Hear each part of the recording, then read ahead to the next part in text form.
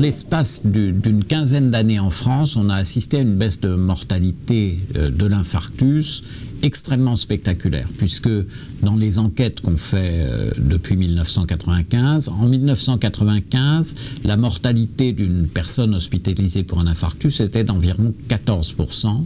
15 ans après, en 2010, la mortalité n'est plus que d'un peu moins de 4,5%. Donc c'est une baisse des 2/3 de la mortalité, ce qui est véritablement spectaculaire en une si faible période de temps.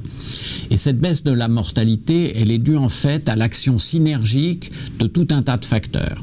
Le premier facteur qu'on a évoqué, c'est le délai d'appel des patients. Et ça, c'est quelque chose de très important parce qu'en gagnant du temps, on va sauver plus de zones myocardiques qui, si on agissait plus tard, seraient détruites. Donc ça, c'est quelque chose qui est très important. Ensuite, le circuit de prise en charge, on a maintenant plus de la moitié des patients qui sont pris en charge par les ambulances du SAMU, alors que c'était nettement moins de la moitié 15 ans auparavant. La troisième chose, c'est l'utilisation des traitements pour déboucher l'artère. En 1995, moins d'un patient sur deux pouvait avoir un de ces traitements, soit par la fibrinolyse, soit par l'angioplastie pour déboucher les artères. Actuellement, c'est les 3/4 des patients qui vont avoir un traitement pour déboucher l'artère, et essentiellement par l'angioplastie qui permet des résultats un peu meilleurs que ceux de la fibrinolyse. Et puis le dernier point, c'est qu'il y a aussi eu de gros changements dans les traitements médicamenteux qu'on administre dans les tout premiers jours, au moment où les patients sont hospitalisés.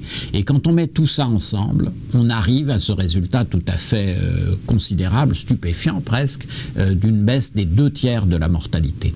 Alors ça n'est pas un phénomène qui est unique à la France, hein, c'est quelque chose qu'on retrouve dans tous les pays développés, où on constate effectivement cette baisse très importante de la mortalité. Un des éléments qui est important aussi, c'est qu'il y a eu des efforts pour regrouper au maximum les patients vers des centres qui ont la plus grande habitude de traiter ces malades qui font des infarctus du myocarde.